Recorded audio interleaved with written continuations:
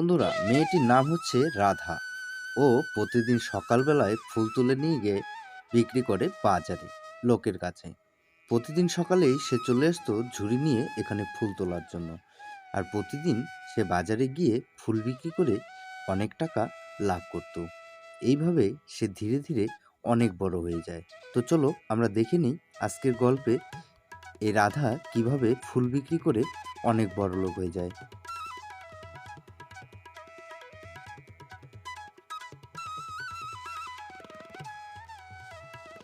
এই হচ্ছে রাধার বাড়ি। রাধার বাবা মা কাজের সূত্রে বাইরে থাকে এবং রাধা তার ঠাম্মির সাথে এখানে থাকে। তার ঠাম্মি কাজের সুযোগে কিছু ফুল তুলে নিয়ে বিক্রি করেন রাস্তায় রাস্তায়। তাতে ওনার কিছু এক্সট্রা পয়সা চলে আসে।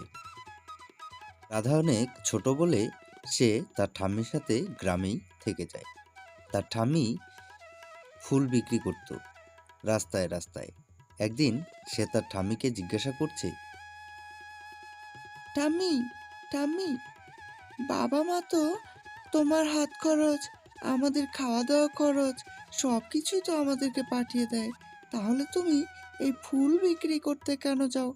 জঙ্গল থেকে ফুল এনে তারপর আবার সুন্দর করে গুছিয়ে তারপর লোকের কাছে নিয়ে যাও। কেন এত কিছু করো তুমি? তোমার কিসের অভাব বলো? বাবা মা তো তোমাকে টাকা দেয়। এই কথা শুনে তার ঠাম্মি ওকে বলল, টাকা এমন একটা জিনিস যা মানুষের কাছে চাইলে তুমি কখনোই পাবে না, কারণ এটি উপার্জন করতে হয়। আর এই টাকা যার কাছে থাকে সে তার জীবনকে নিজের মতো করে গুছিয়ে নিতে পারে। টাকা থাকলে তোমার নতুন জামা কাপড়, তোমার জন্য শৌখিন জিনিস, চকলেট, আরো অনেক কিছু, বিছানার নতুন চাদর বলো, তুমি যা কিছুই বলো, তোমার কাছে অর্থ থাকলে তুমি সেটা করতে পারবে।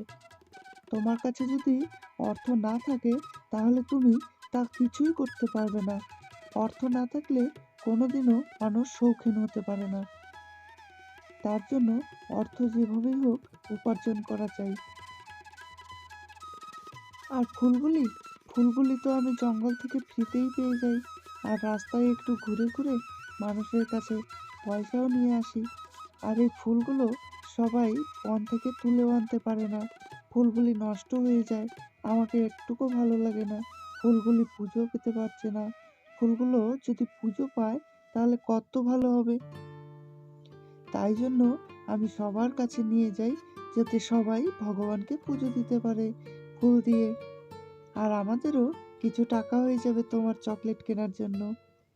বুঝলে কিছু? টামি, তাহলে কাল থেকে আমিও তোমার সাথে যাব ফুল তুলতে, ঠিক আছে?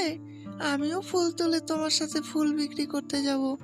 আমার আরো অনেক টাকা চাই, আমি অনেক বড় হতে চাই ঠাম্মি। আরে বোকা মেয়ে, এখন থেকে ফুল তুলে রাস্তায় ফুল বিক্রি করলে মানুষ কি বলবে তোকে? এখন তো পড়াশোনা শেখার সময়। তুই যদি ভালো করে পড়াশোনা না শিখিস তাহলে তো তোর কাছ থেকে লোকে ফুল বেশি নিয়ে যাবে আর টাকা তোকে কম দিয়ে যাবে, বুঝলি? তাই বলে তোকে আগে ভালো করে পড়াশোনা করতে হবে, হিসেব শিখতে হবে। কটা ফুলে কয় টাকা দাম হয় সেটাই তো তুই বলতে পারবি না। হা হা হা হা। তাই জন্য আগে ভালো করে পড়াশোনা করো, তারপর এসব চিন্তা ভাবনা করবে। এটাও একটা বিজনেস, ঠিক আছে? ঠিক আছে টাম্মি, তাহলে তুমি আজকে আমার জন্য একটি নামতা বই নিয়ে এসো, ঠিক আছে?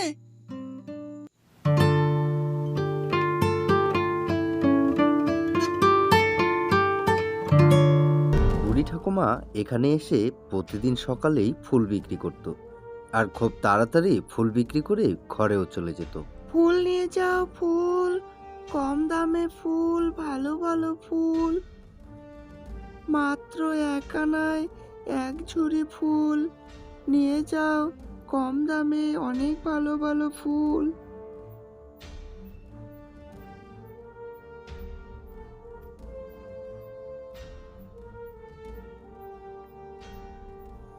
মাসিমা, ফুল কত করে গো? বেশি না গো মা, মাত্র এক আনায় এক ঝুঁকি। নেবে? ঝুঁকি নেবে বলো মা? মাসিমা, আজকে শুধু একটাই নেব, কিন্তু আগামীকাল আমার বাড়িতে পুজো আছে। আমার কিন্তু এর থেকেও অনেক বেশি ফুল চাই। আর তুমি যত টাকা চাবে আমি তোমাকে দিয়ে দেব, ঠিক আছে? দেবে তো মাসি? আমার তো ফুল বিক্রি করাই কাজ মা। আমি তোমাকে কালকে অনেক ফুল এনে দেব, ঠিক আছে? আর আমি হিসেব করে তোমার কাছ থেকে টাকা নেব, কোনো বেশি টাকা নেব না, ঠিক আছে মা? এই নিন মাসিমা, টাকাটা ধরুন।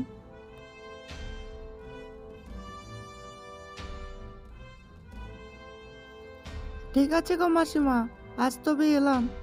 আগামীকাল আমাকে সবগুলি ফুল দিও কিন্তু।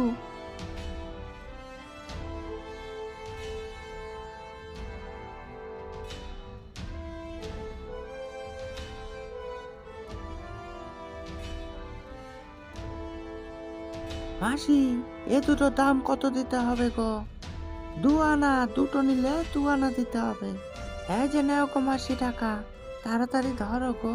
তবে এলাম গো মাসি, আর দেরি করছি না।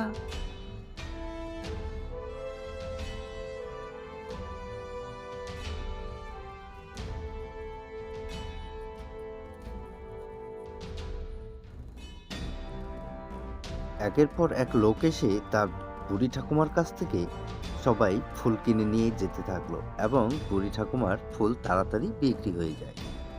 বুড়ি ঠাকুমারও অনেক তাড়াতাড়ি করে বাড়ি যেতে হবে, বাড়িতে অনেক কাজ পড়ে আছে।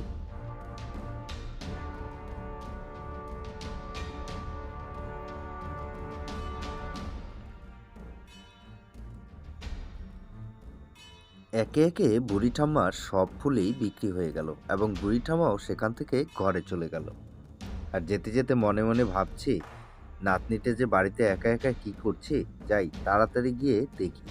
বুড়ি ঠাম্মা রাধার জন্য একটি কুরকুরের প্যাকেট নিয়ে আসে রাধাকে খুশি করার জন্য। টাম্মি, আজকে তুমি আসতে এত দেরি করলে কেন বলো তো? আমাকে একদমই ভালো লাগছিল না, জানো তো। এই নাও দাদু ভাই, তোমার জন্য কুরকুরে নিয়ে এসেছি। জানো রাধা, আজকে একটি মহিলা আমাকে এসে ফুলের অর্ডার দিয়ে গেছে। ওনার অনেক ফুল চাই, যত ফুল দিতে পারবো ওরা আমাকে তত বেশি টাকা দেবে। আমি ওদেরকে বলেছি আমার বেশি টাকা লাগবে না, আমি হিসেব করে টাকা নেব। তো রাধা, কালকে সকালে আমাকে কিন্তু ফুল তুলতে সাহায্য করিস, ঠিক আছে? ঠাম্মি, তোমাকে তো আমি সকালেই বলেছিলাম আমিও তোমার সাথে ফুল তুলতে যাব, তুমি আমাকে নিয়ে যেতে চাওনি। তাই জন্য দেখো ভগবান আমাকেও ফুল তুলতে নিয়ে যেতে বলছে এখন তোমাকে। দেখলে তো, আমিও কালকে যাব ফুল তুলতে। আমাকে সকালে ঘুম থেকে ডেকে তুলে দিও, ঠিক আছে? হ্যাঁ রাধা মা, শোনা, চলো, আজকে অনেক ফুল তুলে নিয়েছি, আজকে এটুক ফুলই যথেষ্ট।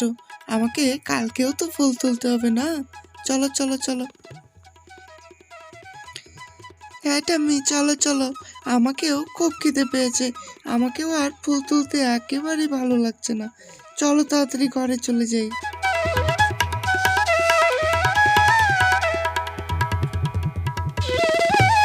তো ওই মহিলার কথা অনুযায়ী আজকে বুড়ি ঠাম্মা ওর বাড়িতে সকাল সকাল গিয়ে সব ফুল দিয়ে চলে আসে। ঠিক তখনই পেছন থেকে এক ছেলে মাসিমা মাসিমা বলে চিৎকার করতে করতে আসছে।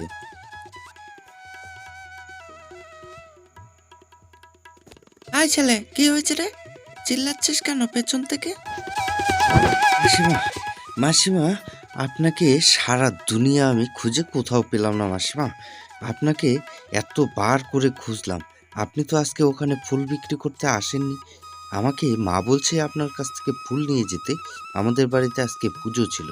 যাকগে, আরেকজনের কাছ থেকে নিয়ে নিয়েছি, কিন্তু আপনাকে আমার খুব প্রয়োজন। আপনার ফুল আপনার খুব ভালো, বুঝলেন?